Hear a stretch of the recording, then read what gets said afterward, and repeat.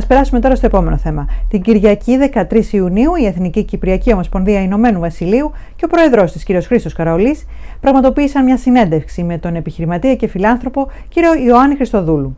Η συζήτηση κάλυψε θέματα όπως η φιλανθρωπική δραστηριότητα του επιχειρηματία, οι οδυνηρές παιδικές αναμνήσεις από την εισβολή της Τουρκίας στην Κύπρο το 1974. Αναφέρθηκε επίσης για το πώς δημιούργησε τις επιχειρήσεις του στον τομέα των ακινήτων και άλλα πολλά. Την εκδήλωση τίμησε με την παρουσία του ο Επίτροπος Προεδρίας της Κυπριακής Δημοκρατίας, κ. Φώτης Φωτίου, καθώς και ο Ύπατος Αρμοστής της Κυπριακής Δημοκρατίας στη Μεγάλη Βρετανία, κ. Ανδρέας Κακουρής. Στο βίντεο που ακολουθεί θα σας παρουσιάσουμε το καλωσόρισμα από τον πρόεδρο της Εθνικής Κυπριακής Ομοσπονδίας, κ. Χρήστο Καραολή, τον χαιρετισμό και την σύντομη ομιλία του κ. Φωτίου και στη συνέχεια ακολουθεί ένα απόσπασμα από αυτή την ενδιαφέρουσα συνομιλία και συνέντευξη του επιχειρηματία και φιλάνθρωπου κ. Ιωάννη Χριστοδούλου. Στο τέλος, ο Ύπατος Αρμοστής, κ. Ανδρέας Κακουρής, έδωσε το δικό του χαιρετισμό και μια σύντομη ομιλία. Ας παρακολουθήσουμε στο βίντεο που ακολουθεί όσα προαναφέραμε.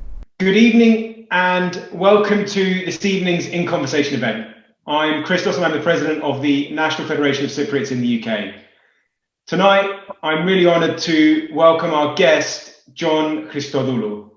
I'm also delighted to be joined by the Presidential Commissioner of the Republic of Cyprus, Mr. Fώτης Φωτίου, and the High Commissioner of the Republic of Cyprus in the UK, Mr. Anδρέας Κακουρής. Now, before I introduce John, I'd like to ask the Presidential Commissioner to say a few words. Thank you, Christos. Good evening to everybody. Good evening, Yannis and Andreas. It's nice to be again with you. And let me once again, Christos, congratulate you and the Federation for this initiative to present through these virtual interviews our successful diaspora people, business people, academia people, doctors, even young professionals. And I'm happy that tonight we have with us a good friend, a very successful businessman, Iωάννη Χριστοδούλου.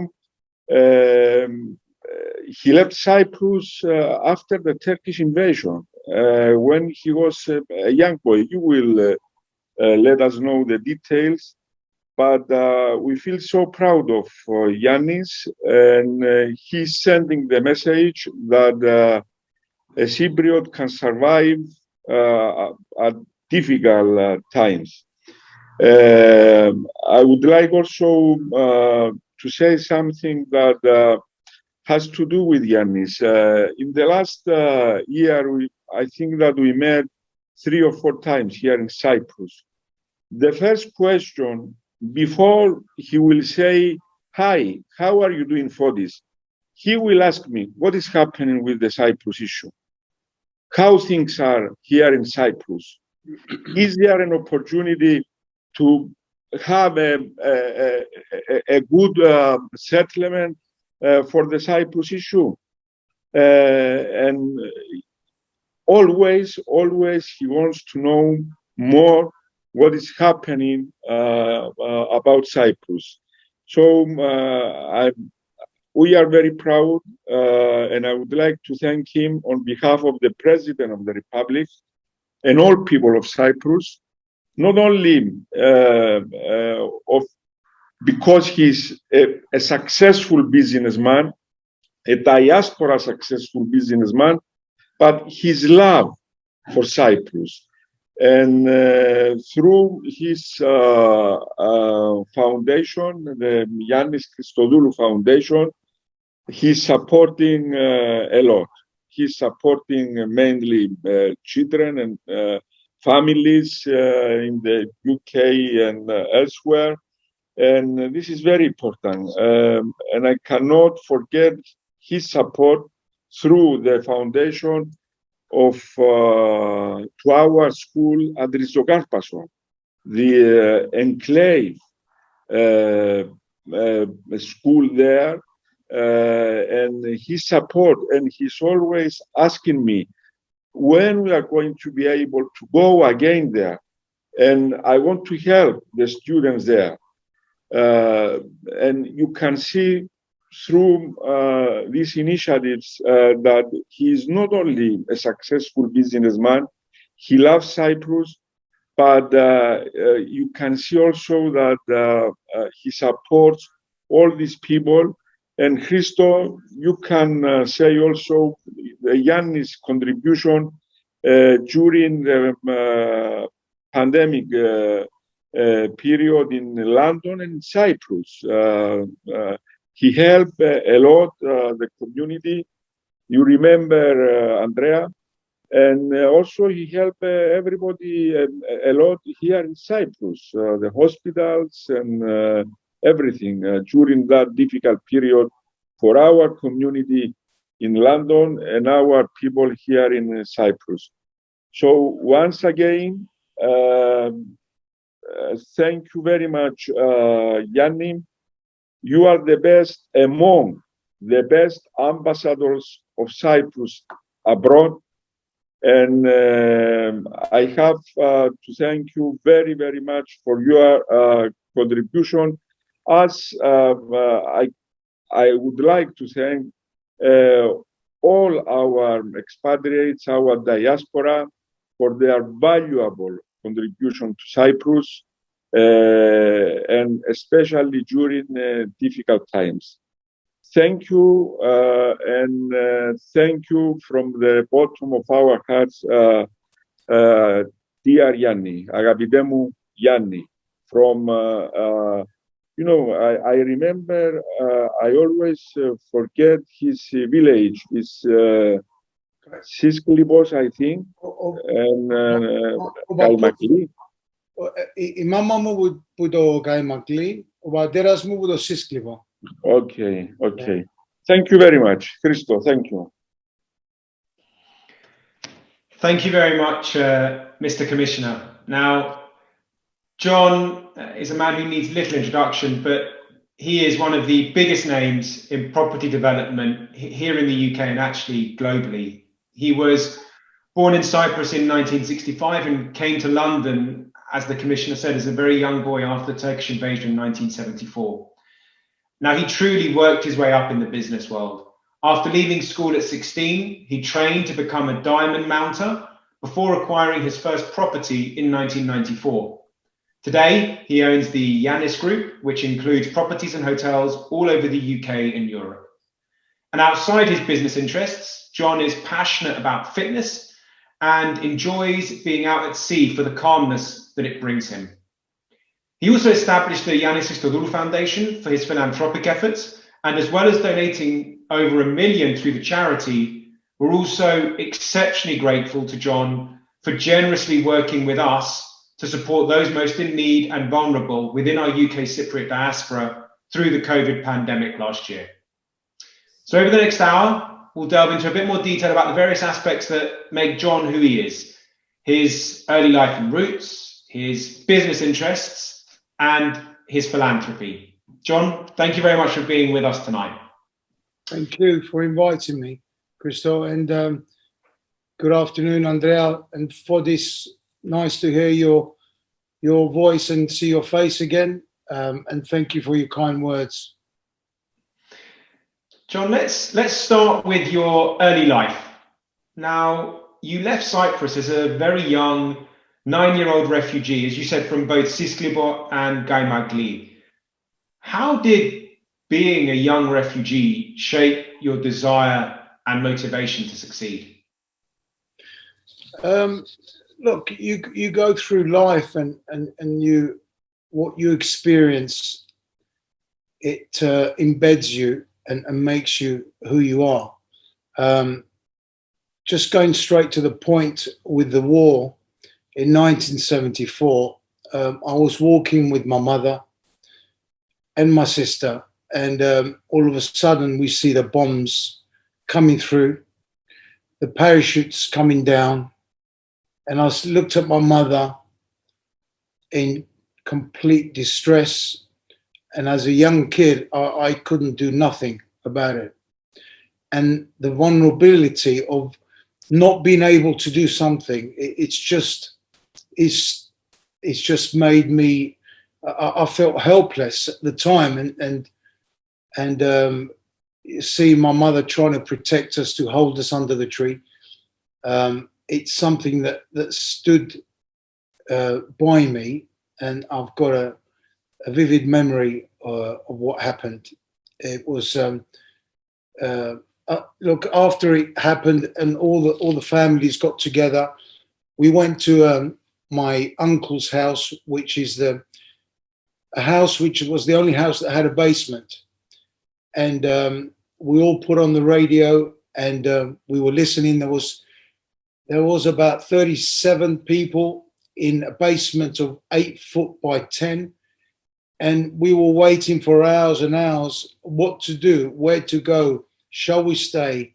Shall we go? Should we go towards the south because it's the safest route? Because we heard they were coming in from the north, and it was a terrible experience. I don't wish it on anybody. It can get you very, very down psychologically. I would think. I mean, I was only a kid, but I just can't imagine what happened to adults who had responsibilities as parents to deal with such things. And pretty soon after the invasion, you came to the UK as a very young child fleeing Cyprus. When you tell us a bit about kind of arriving in the UK and some of the challenges that you faced. To be honest with you, I never thought that there was another country outside of Cyprus. I really didn't. I thought Cyprus was the main place. And when you go there and you visit another place, it's a completely new world. One of the first things as a kid, I remember that I could watch TV anytime I liked, because in Cyprus in 1974, the TV would come on at a certain time in the evening, and there was more than one channel. But the difficulty was the language. But as a young kid, you know, you play around in the playground. It doesn't matter what language you speak, you'll find a solution how to kick the ball and play. That was, you know, it was a difficulty to be in a strange place. But I've got to say that the UK had their hands wide open at that time for refugees. Now, the commissioner spoke earlier about your passion for Cyprus, and it's true. Every time I speak to you, you ask about the Cyprus issue, you ask about what's happening on the island. Clearly, Cyprus is a big part of your identity, even though you no longer live on the island. Tell us a bit about why Cyprus is core to who you are and what it means to you. Look, how can I say, είναι πατρίδα μου. At the end of the day, Cyprus is part of me. Cyprus made me. I mean, I count in Greek, I think in Greek, I swear in Greek. I don't know if you want to record that, but it's me, man. It's just who I am. And I get so worried about the future about Cyprus. And right now, we are not in a good position. And it actually frightens me for my country. It frightens me for my family. I've got over 200, even it could be up to 250, because, you know, they're all getting married, having kids, lots of family in Cyprus. And I really find it really hard, because running away has taken me to the UK, and my father was fortunate enough to have the vision to take me away to protect me. But I don't know, I really can't get my head around to how everybody can still live without being concerned about having the Turkish army coming over, because they can easily do this. With a click of a finger, this can happen. And I think right now, with Erdogan in power, it's not good. Political reasons, he might press the buttons, and it could be dire straits. You know, I hope I'm wrong, but I go by gut instinct about what I see. I'm glad Biden has come out and said what he said. I think the world is realizing what Turkey is all about, the way that it's been run. You know, you've got religion involved. You know, it's a very sensitive subject. Look, we all lived happy when in 1974. You know, I do remember having a Cypriot, Turkish Cypriot neighbor nearby, somebody who's, you know, a Cypriot Turk, and we got on. But what was decided at the time for power reasons, for just taking over and losing lives, and just because of having the right position to be able to take over somebody else's land. It's just, you know, it's just the wrong way to go about it. And I think that there's other ways of concluding things without violence. And we are where we are, but I'm very concerned. And I do believe, and I hope I'm wrong, if we don't do something about it and we don't all work together, as we have some clever, and I keep on saying this, intelligent Cypriots that live all different parts of the world, including Cyprus. We should all get together and use our heads and find out what is the best way to make this happen. Because in 2.5 years' time, it's going to be 50 years. 50 years has just gone past, just like this. I'm going to remember, my kids might remember, but they don't have the pain that I've gone to. And the people like us that have gone through this pain, and our parents have gone through the pain, we need to do something about it. And tomorrow, not next year, not the year after. We've got to start tomorrow, all of us working together. John, I think I completely agree with what you're saying. And I think, you know, personally, I have to say a big thank you for the support you've offered us at the Federation in the work we do on the Cyprus issue and continue to offer us. So thank you, John. And I agree. It's all I can really say. Turning to talk a bit about you, John. Over the years, as we've spoken, you've had a number of role models.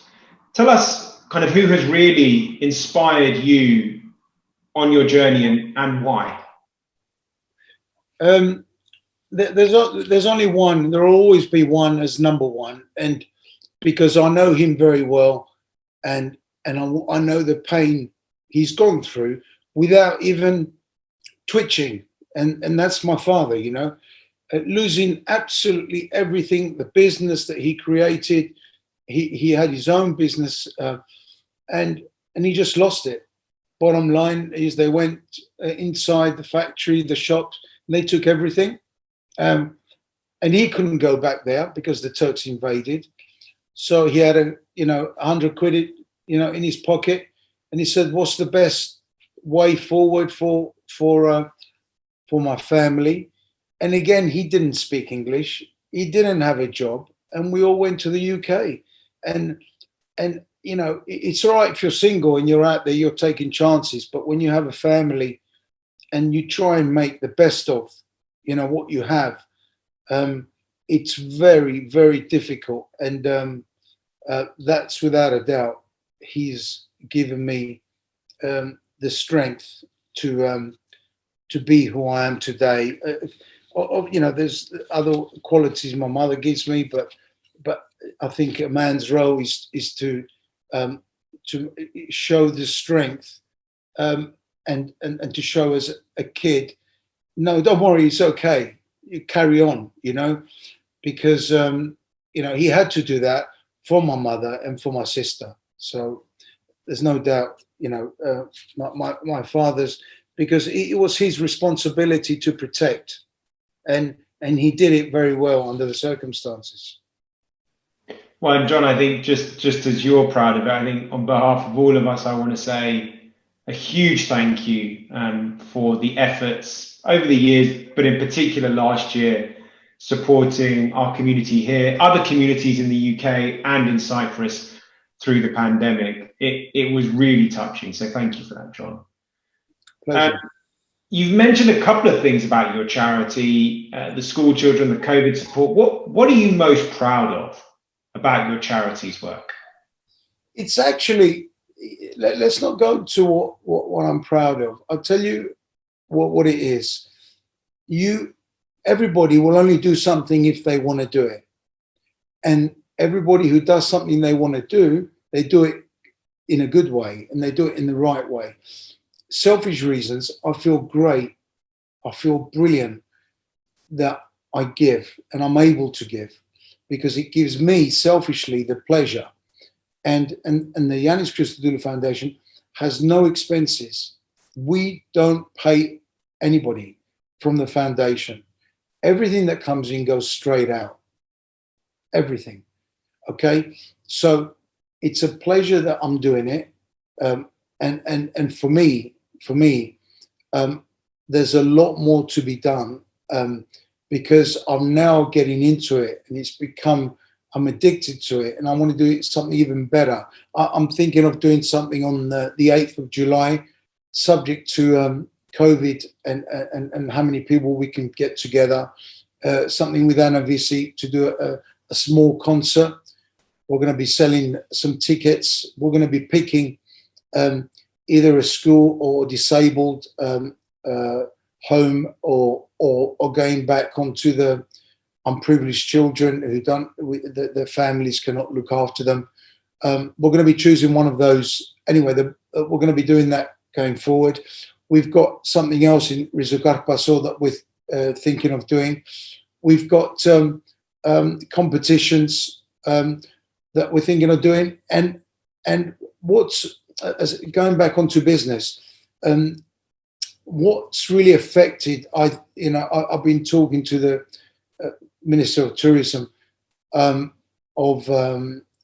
what the villages in the mountains, how much business that they've lost. And we're trying to put all the transport together for a period to be able to take tourism to the villages in the mountains and to get coaches to stay there for 3-4 hours, gives them time to have lunch, to buy a souvenir and to build the economy up. And we're doing that right now. And we're hoping we're going to get that up in a couple of months. There is another bigger concert that we're thinking of doing in Monaco. And Prince Albert is kindly let the Iannis Christodoulou Foundation to be able to use the palace to do an event. So we're going to be bringing guys that can afford to be there because all the money's going to go to the foundation. We've got some special prizes to give out. And we've got some things to auction, which again will all go onto the foundation. Now, it's right now for me, yeah, sure, I feel very proud because I'm Cypriot. I was born in Cyprus and we do things in Cyprus, but we do things in Europe and as far as Thailand. That's what, Thailand, what's going on there, and the people, they're starving on the streets. And their average wage is something like 50 quid a month. I learned so much from this, the people that are really in need and the vulnerable, that makes you think, my God, how lucky are we? And as long as we don't forget our background, where we came from, we'll keep our feet on the ground, and we'll do the best we can to help. Sounds like some pretty exciting few years ahead for the charity, John. Yeah. I guess last question from me, for you personally, what lies ahead? You're kind of 56, very active, showing no signs of slowing down. If anything, you're ramping it up. So what lies ahead, John? Well, if my kids are smart enough and I can see that they can take over the business, that's great. If they don't, I'm going to sell it, I'm going to spend it and give it all away. I love my charity work. I can't see myself retiring in my business. I'll still get a buzz, but I'm getting a bigger buzz from the foundation. I'm getting a bigger buzz and showing more interest in the political side and why governments make various decisions, and you know, to be able to, obviously my main interest is Cyprus, but why is the Turkish government doing this? What's the reason behind it? And what they try to do to Greece, what they're trying to do to Cyprus, and not giving up the land back that belongs to us. So it's really disheartening to even think that I wake, to me it's like waking up and you've got somebody upstairs that shouldn't be upstairs, and they're there and they can come down anytime they like. I mean, how can we live like that? And honestly, I'm not overreacting. To me, it's like having a gun pointed at me every time I get up in the morning. That's the way I would feel if I was living full-time in Cyprus. And that's got to stop. That's got to stop, and we got to do as much as we can to make it happen. John, thank you very much for kind of sharing your perspectives on everything from your early life, your business and your philanthropy. It's been kind of hugely insightful to see. Before we close out, I'd like to ask the High Commissioner, Mr. Anδρέας Κακουρής, to say a few words. Thank you, Christo, for this. John, thank you for agreeing to be with us today, and all of those who will see this, I'm sure, will be inspired by what you've said. I mean, what has struck me is your passion for life, your passion for your family, your passion for Cyprus, and that certain things in your life, at least this was the thread that came out when I listened to you, have basically dictated your life going forward. The most poignant for me was your mother looking after you and your sister in the tree when the parachutes were opening at the time of the Turkish invasion. And that vulnerability that you say you felt then is something that has driven you not to be repeated. And I think that's how you treat your business. That's how you treat your philanthropy as well, that you want to help those who are vulnerable. And for that and what you have done, both during the COVID period in helping the community over here, helping the children in Rizogarpaso and others in Cyprus too, is something that we can only applaud and thank you for. Because you are one of those people that is more under the radar screen in a very strange way.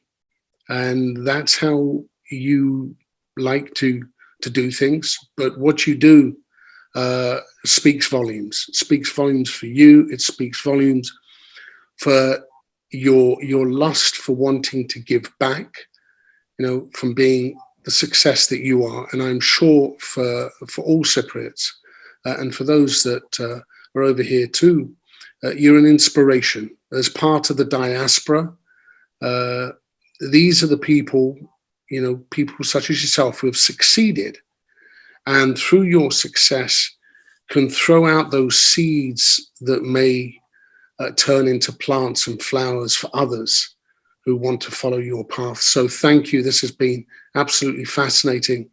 I very much look forward to when things are possible to get together here in London and to look at ways where we can pick up on some of the strands that you have talked about today moving forward. Thank you again, and Christo, to you and the Federation, this initiative of bringing successful Cypriots to showcase what they have done and what can be done, I think is an incredible service to all. And, Commissioner, you being here too, I think is indicative of how the government feels about this initiative and how the government and you yourself feel about the Cypriots that participate in these events. John being a prime example. Thank you again. All the best. Absolute pleasure. Andrea, thank you for your kind words. Fodi, the same. And Christo, you're doing an amazing job because you're a volunteer and you're keeping all these things together for the Federation. And whoever's listening, I think that, you know, talk is cheap, as they say in England, right? Action is louder than words. Let's start making some action. Let's get everybody's opinion heard. Let's do something. Let's make our voices louder. And let's make people know the pain that, you know, our grandparents, our parents have gone through and we've gone through. Because before you know it, as I said earlier, 2-3 years, it's going to be 50 years with things being unpredictable, not knowing where you're going, not knowing what to do. It's not a life, okay? We want our Cyprus back and we want it the way we want it to do it. And let's all work together and get there. And I appreciate everybody's time. And Christo, thank you for putting this together. You know, you're a gent. John, thank you very much for giving up the time. I know how busy you are, and thank you to everyone for tuning in. Good night. Στο σημείο αυτό θα θέλουμε να ευχαριστήσουμε την Κυπριακή Εθνική Ομοσπονδία και τον πρόεδρό της, κύριο Χρήστο Καραολή, για την άψογη συνεργασία τους με το Hellenic TV. Ολόκληρη αυτή τη συνέντευξη μπορείτε να την βρείτε σε όλα τα social media της Εθνικής Κυπριακής Ομοσπονδίας και του Hellenic TV.